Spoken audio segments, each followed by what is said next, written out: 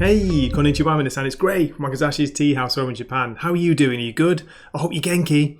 Okay, I've got something different again today. This is Alpha Flight Issue 1. It's a relaunch, of course. It's written by Ed Brisson, the reason why I tried this, and it's got art by Scott Godlewski. So first of all, let's give you a little bit of backstory, because I don't know. I've heard of Alpha Flight, but I don't know much about them. Alpha Flight is a fictional team of Canadian superheroes appearing in American comic books published by Marvel.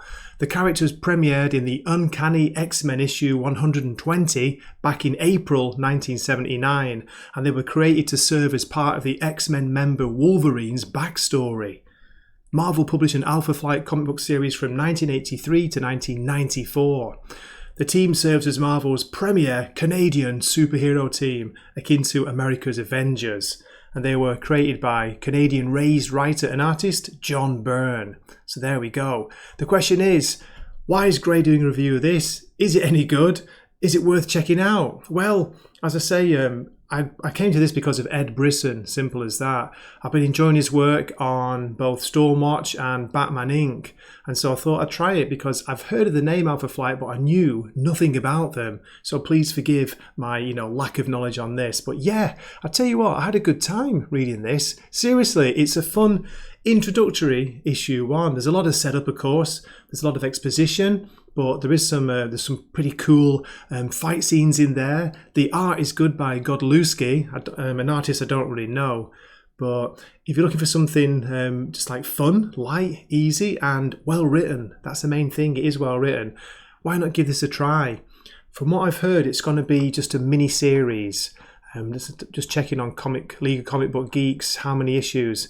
It's only showing 3, which is August, September and October. There could be more, I don't know. It could be just a 3-parter. But yeah, if you're looking for something different, if you want to try, an issue 1, and as I say, the art is very good, the writing's cool, and I like the characters. They've got like individual voices, and I feel like I'm kind of getting to know them. Why not give it a try? Alpha Flight 1 gets a Wakizashi rating of 7.5 out of 10. Okay, what I'll do as usual, I'll give a story summary for maybe the first half of the book, show some of the art, show you some of the dialogue, and yeah, give my thoughts. So, please keep watching. Here we go. First, here's the publisher's synopsis. Saving Canada from the Mutant Menace, Guardian, Puck, Snowbird and Shaman return as a terrestrial Alpha Flight bursts onto the scene. But what schism will pit these heroes against their former teammates Aurora, Northstar and Nemesis, as well as Aurora's beau, Fang? The fall of X has changed the game, and will Alpha Flight soar to new heights or be crushed under the weight of an impossible mission? Are we sure that this is the right thing to do? We'll be turning our backs on people who've trusted us, who've put their faith in us. We open in Vancouver, Canada. There's a ship in the sky. On the ship are 4 people. After a quick check of the names, they are Shaman, Snowbird, Puck, and Guardian. They're talking about being forced to choose a side. Now this references the recent events in the X-Men where most of the mutants have been forced off-world. I think they're on Mars now. As the story moves forward, we'll learn who these members are and why they're still on Earth. But first, let's check the next page. Alpha Flight, let's put on a show. Next, we get an exposition-heavy page where, look at those narrative balloons, wow. It's setting up the scene. This is Erica Doiron, the head director of Department H.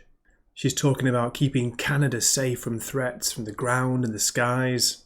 She references the Alpha Flight space stations. And here she's talking about the mutant threat facing our neighbours. Now that mutants can resurrect themselves from the dead, so they no longer value life or fear death. Then we're told that Canada has joined the US in banning mutants from the country. It's time to make a stand. So she's introducing the newly reformed Alpha Flight. As they walk off stage, well, that didn't go so badly, eh? Smack! Guardian gets hit in the head by a thrown coffee cup. Somebody's angry. He's talking about Northstar and Aurora, we are teammates. You've turned on them. You're just government stooges. He gets taken down by a couple of guards, but Guardian says, no, let him go. He's got a right to speak, even if we don't agree. Then I'll read just briefly from this text box here. Recently, the anti-mutant organization Orchis has banished mutants from Earth, garnering support from nations all over the world, including the Great White North. That makes the many mutants who've served on Alpha Flight over the years fugitives, leaving their human teammates to enforce the new law of the land. So basically, the mutant members of Alpha Flight from the past, they are now banned from the group and they've got to get off Earth or go into hiding. The remaining members are Guardian, Shaman, Snowbird, Puck, and then Erica Doiron, who's running the team. We switch scenes to Department H headquarters in Toronto, or is it Toronto?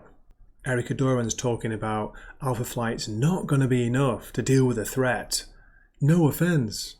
Department H have restarted the Box program. They're making their own versions of Sentinels. And this is being run by Roger Box Jr. His goal is to create Sentinels that were sleeker, faster than the oversized Stark Sentinel monstrosities. Basically, our Box Sentinels can walk through doors. They don't have to smash through buildings. And they're programmed to seek out mutants, only mutants. Understandably, Alpha Flight are worried about the Sentinels going rogue. But Roger assures them they'll be safe because he's in command when he's got this helmet on. He can control them. He can shut them down. Then we get some backstory on Roger Box Sr., who used to be a member of the original Alpha Flight. He was a pioneer in biotech engineering, creating robotics to aid people with disabilities. Okay, we switch scenes to California. Dr. Lucas Peterson, a word in private if you don't mind. He's surrounded by 4 angry-looking soldiers. They're pointing weapons at him. I don't understand. What's going on? She's on the hunt for mutants who are living normal human lives. Basically, they've gone into hiding. Wait, I'm not a mutant. Get on the ground. Crack. He gets hit and we see his eye starts to flame. Then the next page, get away from me, boom. He appears to be surrounded in some kind of orange fire demon or monster. He bursts through the window of the office building, lands on the ground and flees. Then we switch back to Canada, we're in Saskatoon. Alpha Flight are on the hunt for a rogue mutant. He calls himself Argent. He's injured a few police officers so they're going to take him down. Surrender before anyone else gets hurt. Please, just leave me alone. I didn't mean to hurt anyone. I was just defending myself. Then we see Snowbird transforming in the air. But just as she's about to land, she gets hit by Aurora. You cannot have this one. He's under our protection. Meanwhile, down on the ground, Puck says he's got the runner. Not for long as he gets jumped on from above. It's Fang. Fang? That sounds dumb. Okay, there are still 9 pages of story to go, but I want to stop there. I don't want to spoil any more. You get the idea, you get what's going on. There's a really good battle here, and as I was mentioning earlier, there is a big twist at the end. And there you go. I hope you enjoyed that. It was pretty good, wasn't it? Okay, here is a variant cover, one of, I think, 5. This is the Dan Jurgens homage cover.